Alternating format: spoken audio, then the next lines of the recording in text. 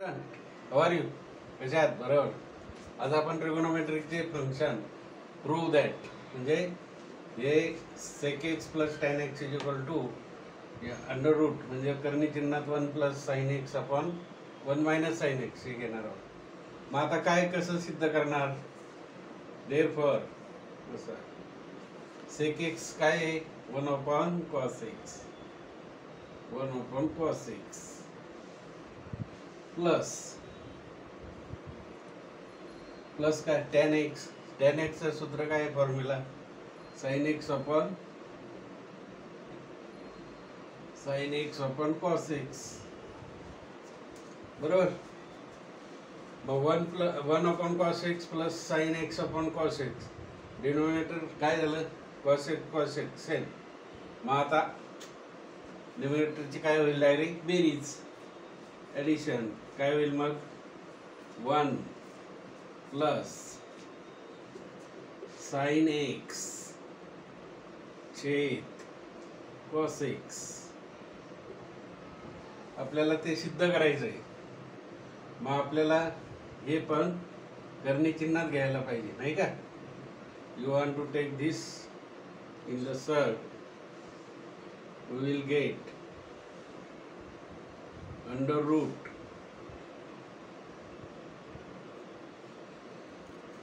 1 plus sine X.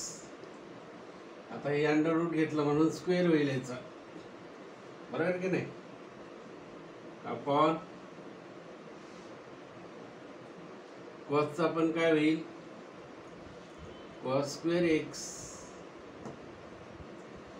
आता 1 plus sine x bracket square म्हणजे दोनदा घ्यावं लागेल, नाही का? आणि कॉस स्क्वेअर एक्स आपल्याला माहिती आहे काय आहे? फॉर्म्युला काय आहे? Sine square X plus cos square X is equal to 1. Therefore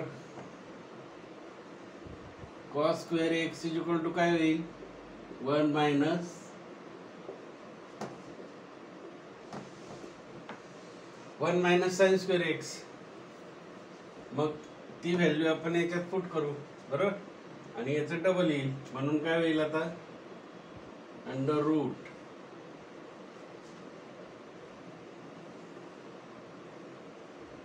1 plus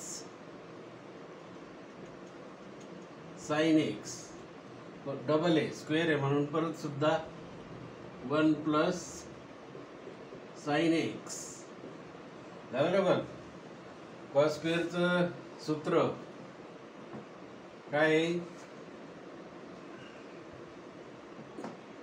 1 minus sine square x. आता 1 मायनस साइन स्क्वेअर एक्स म्हणजेच काय?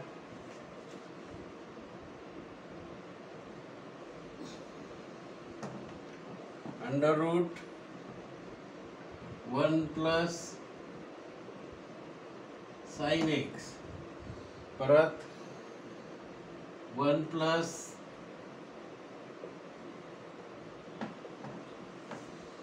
हे डबल झालं का नाही? 1 मायनस साइन स्क्वेअर एक्स म्हणजे काय?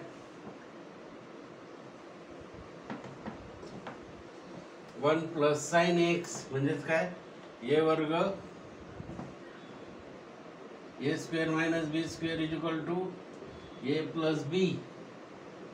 आणि काय? ए मायनस बी म्हणजे A square minus B square is equal to 1 minus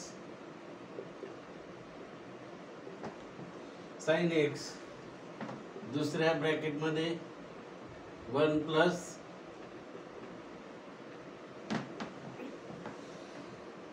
one minus sine X 1 plus sine X. मग आता काय गेले? 1 plus sine X 1 plus sine X गेले. काय शिल्लक राहिले? Under route